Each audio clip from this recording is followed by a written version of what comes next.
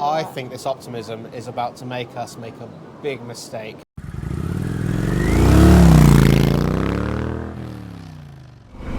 Good morning, welcome back to On the Road Adventure.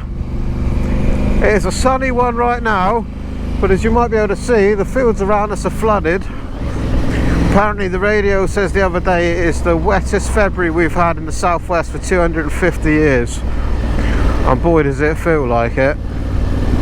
So we're escaping wherever we can, wherever the rain stops. But it looked like it was a nice day yesterday. We didn't get a chance to get out, and then overnight it snowed all over Dartmoor and it was freezing up there. The weather's all over the shop at the minute. Yeah, it's still really cold. It don't make you feel like riding, really. I do want to ride, but... Yeah, we're desperate down to get out. We keep looking out the windows and the weather's changing and it's freezing cold. So much beautiful coastline and national parks and stuff for us to explore, but it's no fun when it's so cold. You can't really go to the beach right now. It would be too windy, too cold. It just makes it impossible. So these thoughts has led us to probably like you guys sat home planning your next upcoming trips and tours and all the rest of it. Now on that note, on the last big one we did, we had a bit of a major problem with a puncture and inner tube situation and all the rest of it in Italy. So to preempt that from happening again, I've been online and I've been ordering loads of bits and pieces. That's another thing about being a biker in winter, right? It's not great when you've got eBay at your fingertips, is it? I've bought so much new kit and stuff, but I think it's essential. But I think that's also going to bring around some tricky jobs. We'll tell you a bit about it in a minute. We'll stop for a coffee and perhaps something to eat. So this is Bickley Mill. Let's have a little stop in here so we can get a coffee and something to eat, shall we? Yeah, let's do that. A local adventure. See what's in our doorstep here. Looks busy. I think we can squeeze in the end here. We're right here.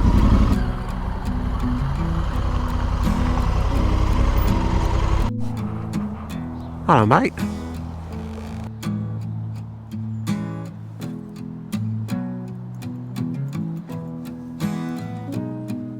Hondas always attract the birds. They love it. Come on, mate. Come in.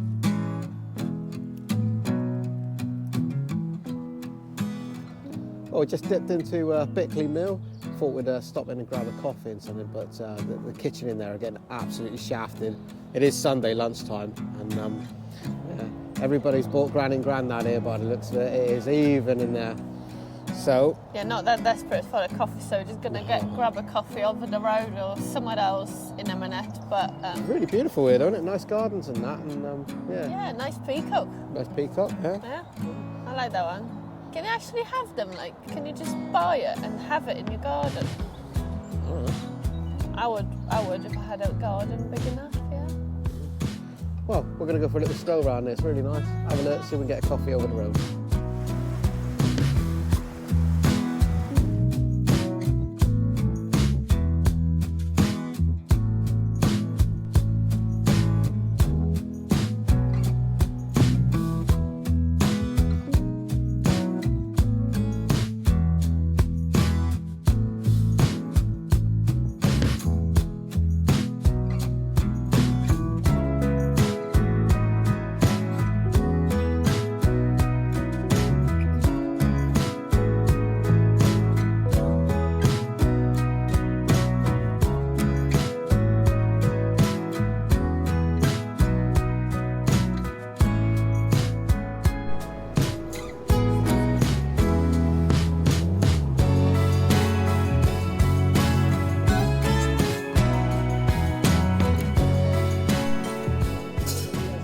Well, we've had a stroke of luck here. We walked across the road to the, where are we now? Bickley Mill? Mill on the X? Yeah. No. Fuck knows. What's this place called? Fisherman's Cot. Fisherman's Cot. Well, we've had a stroke of luck here. We've come across to the Fisherman's Cot, just across the bridge, and they got a Sunday carvery on, so it's a help yourself job, so we didn't have any waiting around. Yeah. Sunday roast by the river. What more can you ask for? Hey, I want to see your stacking skills, because your plate actually looks more boring to mine. No, look. What did you get? Roast beef. Beef? I've got beef and pork and then a bit of everything. And then I got the mint sauce, which you must have. You got on the town? Not really, because I think the problem with the carvery is that you can only get it once. So you did get everything in one go? Yeah, so if you decided you just want to eat potatoes, but then they turn out not to be nice, and that is it. You cannot go back for parsnips. We got berries and cherry local cider, alcohol-free for us. So we've been sat around a lot lately, looking on eBay and also looking at the map, plotting places we can go where would be warmer. We should have done that earlier in the winter, really, shouldn't we? Well, if you wanted to do it earlier in the winter, that involves flying usually.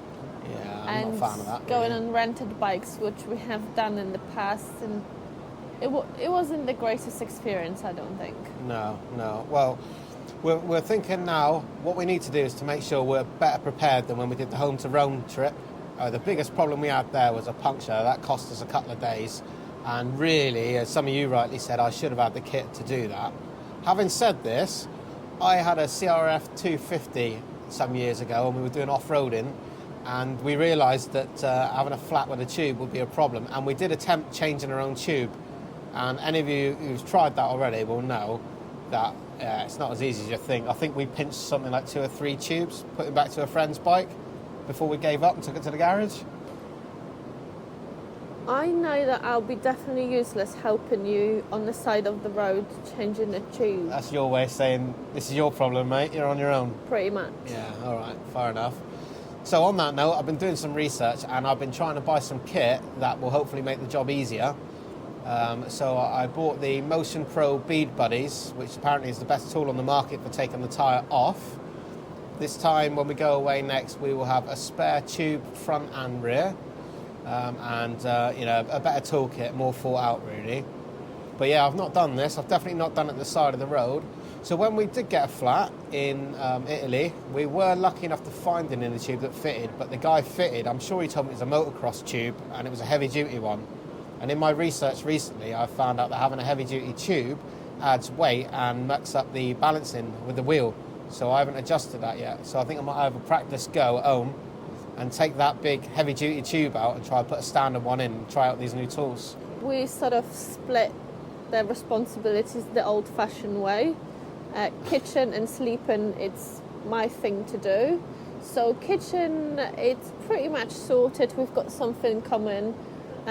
About the sleeping, we sort of halfway there. I'm between 2 different tents. Yeah. The question is, do we want a tent that packs quite small into 3 kilos but gives us no space to chill if raining, or do we want a tent that is about 6 kilos, still very good, or just need to make up our mind really.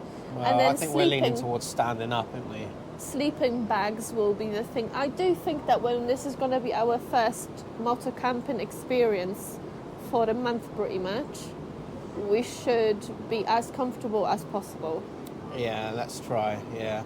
Like Eva was saying, a small tent, some of them are like backpacking tents, are like, a foot long and 2 kilos and they look great, but we also have to pack down into that and we have to get all our gear and boots and bits and pieces inside the tent because we don't want to leave it outside for creepy crawlies. And yeah. So on that note, we reckon we need a bigger tent that we can stand in that also has room for us and our kit. So we're going to make the sacrifice and have one that we have to carry on the back seat, I think. Worst case scenario, we're going to end up in Premier Inn. That's what's going to happen there. No, I really think we should do at least 30 consecutive nights in the tent, and that is it. I love your optimism. It will happen. I'm determined this time. Maybe. I'm hoping that we get used to it. I mean, look, if we can do that, 400 or 500 quid on a tent sounds like a lot of money, but actually it's only 4 or 5 nights in hotels, and now the rest of the accommodation is always free. So we've done one night actually camping in a tent that I bought off eBay. Oh, and also another point is I've only ever put up one tent once in my life, and that flapped around. Well, yeah, it was a noisy night. It was Don't not worry, good. we've sorted out. The tent that I picked is quite good, so I think this optimism is about to make us make a big mistake. I feel like I really, really enjoy the whole making myself a coffee in the nature, make him dinner in the evening, and I would really, really like that. As long as we allowed enough time during the day to have these things done before dark. And you know, if you don't ride stupid miles every single day, it would be great.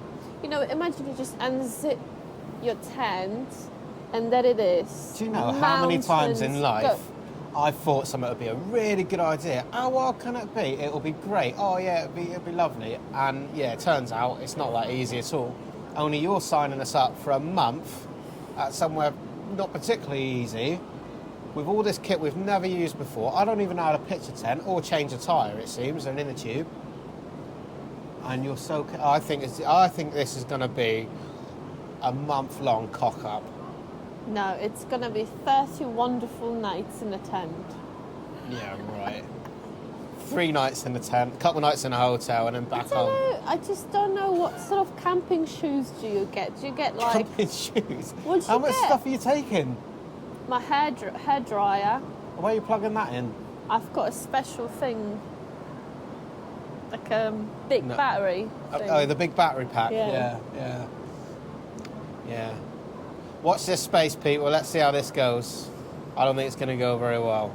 It will go good. Should be all right. Well, we're making a dash for it. It's just started raining again, and the skies are turning black. So no more filming. No, but this is going to be the camping disaster, I'm sure of it. Well, thanks for joining us, and any advice you got, drop it in the comments. We need to scarper back to the bikes before we get soaked through. See you next time. See you next time.